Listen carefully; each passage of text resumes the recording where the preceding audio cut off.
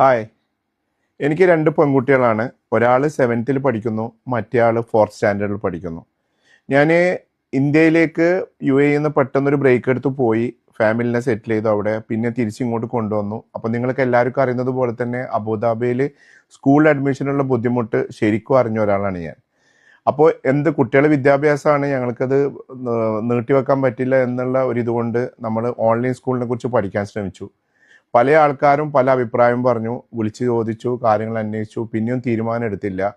എൻ്റെ ഒരു ഉറ്റ സുഹൃത്ത് എന്നോട് പറഞ്ഞു, ഇങ്ങനെ ഒരു അയാദി ഗ്ലോക്കൽ സ്കൂൾ എന്ന് പറയുന്ന ഇൻസ്റ്റിറ്റ്യൂഷൻ ഉണ്ട്, നീ ഒന്ന് ചെക്ക് ചെയ്ത് നോക്ക് എന്ന് പറഞ്ഞ് ആ വിളിച്ച അന്ന് മുതൽ ഇന്നേ വരെ എനിക്ക് ഇതുവരെ ഒരു ഡിസപ്പോയിൻമെൻറ്റ് ഫീൽ ചെയ്തിട്ടില്ല. അതുമാത്രമല്ല, എൻ്റെ കുട്ടികളിലുണ്ടായ മാറ്റം എനിക്ക് പറഞ്ഞറിയിക്കാൻ പറ്റാത്തതാണ്.